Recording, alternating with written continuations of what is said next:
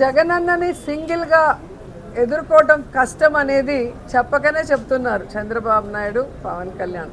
So వారి కూటమి failure అవుతుంది, ఓటమి భయంతోనే ఈరోజు బీజేపీతో పొత్తు పెట్టుకోవడానికి పరుగులు తీశారనేది కూడా మీరు కళ్ళారా చూస్తున్నారు. ఎందుకంటే చంద్రబాబు నాయుడు క్యారెక్టర్ అందితే జుట్టు, అందకపోతే కాళ్ళు అనే రకం. గతంలో ఏ విధంగా మోడీ గారి తో జతగలవటానికి ఎన్ని రకాలుగా ఆయన్ని పొగిడారో మనం కళ్ళారా చూసాం. ఆ తర్వాత భార్యని చూసుకోలేనివాడు రాష్ట్రాన్ని ఏం చూస్తాడు, తల్లిని చూసుకోనివాడు ఏమని అసలు ఎక్స్ట్రీమ్గా పర్సనల్ విషయానికి వెళ్ళి మోడీ గారు ఏపీకి వచ్చినప్పుడు నల్ల బెలూన్లు ఎగరేసి అమిత్ షా కారు మీద రాళ్ళు వేయించి ఎంత నానా హంగామా చేశాడో మనం చూసాం. అలాగే రాహుల్ని ప్రధాని చేస్తాను అని చెప్పి మరి కొన్ని రాష్ట్రాల్లో ఎలక్షన్స్ జరిగేటప్పుడు కాంగ్రెస్ పార్టీకి ఫండింగ్ కూడా చేయటం మనం కళ్ళారా చూసాం. ఈరోజు ఆంధ్రప్రదేశ్లో లాస్ట్ 5 ఇయర్స్లో ఆయన చేసిన స్కాముల వల్ల అన్ని సాక్ష్యాధారాలతో దొరికిపోయి ఈ మధ్యలోనే జైల్లో కూర్చున్నాడు. కాబట్టి ఇప్పుడు కనుక మనం సింగిల్గా ఫైట్ చేస్తే ఓడిపోతే ఈ స్కాముల్లో మనం పక్కాగా జీవితాంతం జైల్లో కూర్చుంటాం అన్న భయం పట్టుకుంది. కాబట్టే ఈరోజు మోడీ కాళ్ళ దగ్గర మొత్తం పార్టీని పెట్టేసి మీరు ఎలా చెబితే అలా అని జీ హుజూర్ అన్న రకంగా ఈరోజు ఢిల్లీలో తెలుగువాడి ఆత్మగౌరవాన్ని తాకట్టు పెట్టింది మనం కళ్ళారా చూసాం. అంటే తాను జైల్లో వెళ్లకుండా హ్యాపీగా లైఫ్ బయట లీడ్ చేయాలి, తనను నమ్ముకున్న కార్యకర్తలు, ప్రజలు, రాష్ట్రం ఎటుపోయినా పర్లేదు అనే క్యారెక్టర్ని మనం చంద్రబాబు నాయుడు దగ్గర అలాగే పవన్ కళ్యాణ్ దగ్గర కళ్ళారా చూస్తున్నాం.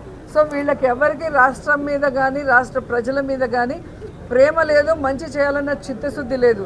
కేవలం పొత్తులతో అధికారంలోకి రావటం, దోచుకోవటం, ఆ దోచుకున్నది దాచుకోవటం, ఎక్కడైనా కేసుల్లో ఇరుక్కుంటే దాన్ని తప్పించుకోవడానికి మళ్ళీ పొత్తులు పెట్టుకొని మళ్ళీ ముందుకు పోవటం. అంటే ఈరోజు ఎలా అయిపోయిందంటే ఎన్నికల్లో గెలవాలి అంటే ప్రజలకి మంచి చేసి ఉండాలి, లేదా ప్రజలకి మంచి చేయబోతాం, ఇవి మేము అధికారంలోకి వస్తే చేస్తామని చెప్పడం లేదు. ఎన్ని పొత్తులు పెట్టుకుందామా, ఏ విధంగా ఆ ఓటింగ్ని తీసుకుందామా అన్న చందంగానే ముందుకు వెళ్తున్నారు అనేది చాలా దురదృష్టకరం. ఇది ప్రజలందరూ గమనించాలి. మనకి మంచి చేసిన వాళ్ళు ఎవరు, మనకిచ్చిన వాగ్దానాలను ఎవరు నెరవేరుస్తున్నారు, భవిష్యత్తులో ఈ రాష్ట్రం బాగుండాలన్నా, రాష్ట్ర ప్రజలు సంతోషంగా ఉండాలన్నా ఎవరికి ఓటేయాలి అనేది ఆలోచించాలి. అధికారంలో ఉన్నప్పుడు ప్రజల్ని గాలికి వదిలేసి రాష్ట్రాన్ని ముక్కలు చెక్కలు చేసి సర్వనాశనం చేసి అప్పుల్లో ముంచేసి ఈరోజు పొత్తులు పెట్టుకొని అధికారంలోకి వచ్చి ఏం చేయాలనుకుంటున్నారు.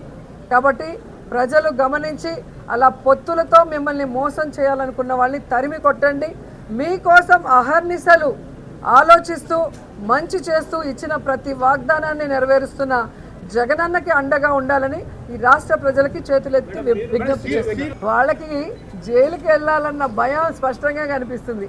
అది వెళ్లకుండా ఉండటం కోసమే ఈరోజు బీజేపీతో పొత్తు పెట్టుకొని వాళ్ళు ఏం చెప్పినా కూడా తనకి తల ఆడిస్తున్నారు. మొన్న ఏదో చెప్పారు పవన్ కళ్యాణ్ 24 సీట్లకే ఎందుకు ఒప్పుకున్నావు అంటే గాయత్రి మంత్రం అంట. మరి అదే గాయత్రి మంత్రాన్ని చంద్రబాబు నాయుడు కూడా చెప్పి ఆయన కూడా 24 సీట్లలోనే పోటీ చేయమని మిగతావి గాలికి వదిలేయచ్చు కదా.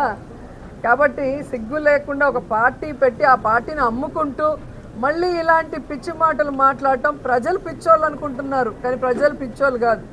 ఎవరైతే పిచ్చిగా మాట్లాడుతున్నారో వాళ్ళకి ఇప్పటికే నించున్న 2 చోట్ల ఓడిచ్చారు. ఆ భయం పట్టుకుంది కాబట్టి నాకు తెలిసి ఈసారి ఎమ్మెల్యేగా కంటెస్ట్ చేయడు అని అనుకుంటున్నాను. ఆయన ఎర్ర పుష్పం అనేది స్పష్టంగా మీకు చెప్తున్నాడు, అది మీకు అర్థం కావట్లేదు. ఆయన ఎర్ర పుస్తకాల్లో ఏమి రాసుకున్నా దాన్ని మడిచి బీరువాలో పెట్టుకోవాల్సిందే.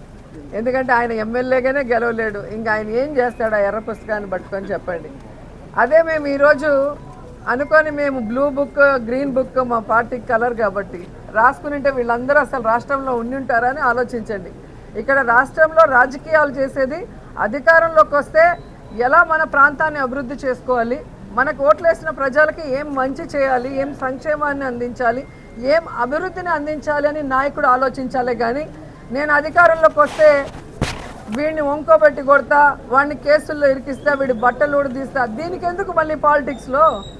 దీనికి పాలిటిక్స్ అవసరమా? కాబట్టి రౌడీజం చేస్తూ నీతిమాలిన రాజకీయాలు చేస్తూ దిగజారుడు మాటలు మాట్లాడుతున్న ఈ పవన్ కళ్యాణ్, లోకేష్ జీవితంలో ఎమ్మెల్యేలు కాలేరు. ఎందుకంటే ప్రజలు ఎప్పుడు అలాంటి వాళ్ళని ఇష్టపడరు.